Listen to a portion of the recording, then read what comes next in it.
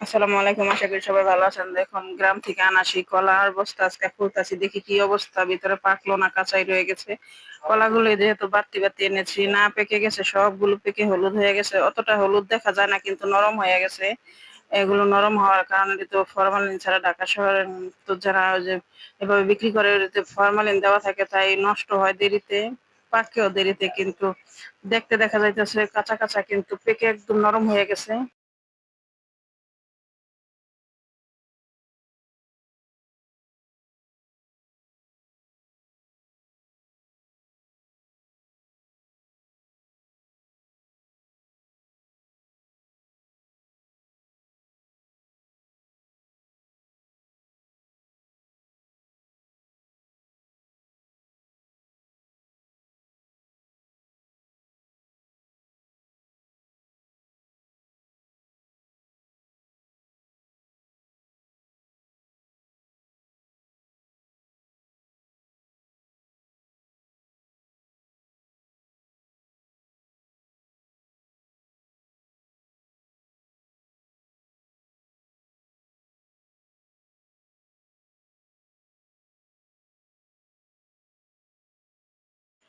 দেখি ছাদে গিয়ে ছাদে কাপড় চোপড় দিয়ে আসছি সকালে, দেখি কাপড় চোপড়ের কি অবস্থা। ছাদে একটু কষ্ট করে যেতে পারলে কাপড় চোপড় 1 ঘন্টার ভিতরে শুকায় যায়, কিন্তু যাওয়া হয় না, সময় পাই না একা, তার জন্য আজকে ভাবলাম মোটা কাপড় তাফিয়া শীতের কাপড় নামিয়েছি, ধুয়ে দিয়েছি, তাই ভাবলাম একটু যাই দেখি।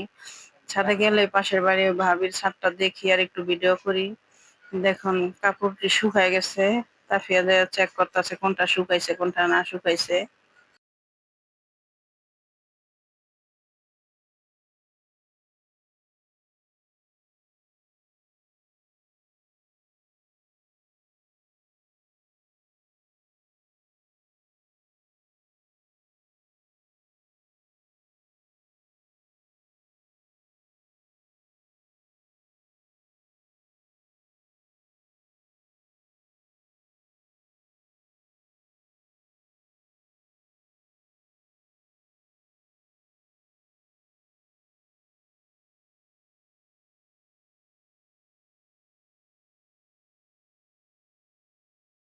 আজকে তাফিয়া এই সব কাপড় নিতেছে, সকালবেলা আমি দিয়ে গেছি, এখন তাফিয়া সব হাতে নিতেছে গুছায় গুছাইয়া, বলতেছে আম্মু গো, আজকে ছাদে থেকে সব কাপড় ভাঁজ করে নিব। দেখুন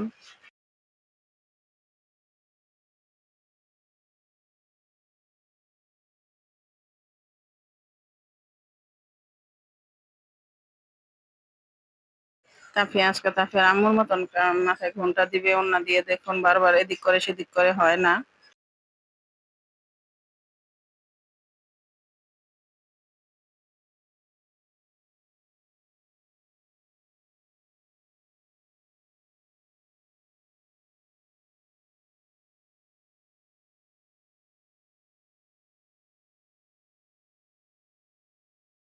এখন আবার আরেকটা ওড়না নিয়ে পড়েছে, দেখুন এখন মোটা যেগুলো সেগুলো শুকায়নি, এগুলো আবার রেখে যাব, ক্লিপ দিয়ে আটকিয়ে দিচ্ছে তাফিয়া।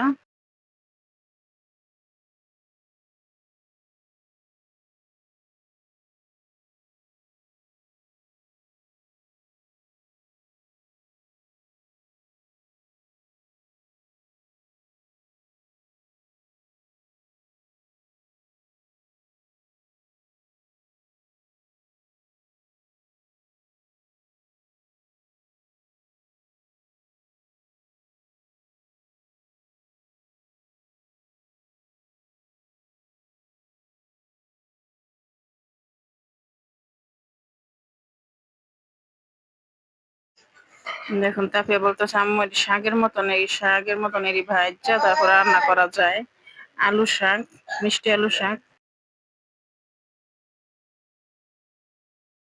এইখান থেকে আজকে তাফিয়া সব কাপড় ভাঁজ করে নিবে, দেখুন ভাঁজ করে কিভাবে। তাফিয়া ভাঁজ করতেছে আর বলতেছে আম্মু ভাঁজ করতেছি আর দর্শকদের দেখাইতেছি কিভাবে ভাঁজ করতে হয়। দেখুন মাথায় একটা কাপড় দেওয়ার ক্লিপ দিয়ে আটকে নিয়েছে ওড়নাটা, যেহেতু ছাদে গেছি কোনো সেফটি পিন নেওয়া হয় নাই, তাই দেখা যাইতেছে।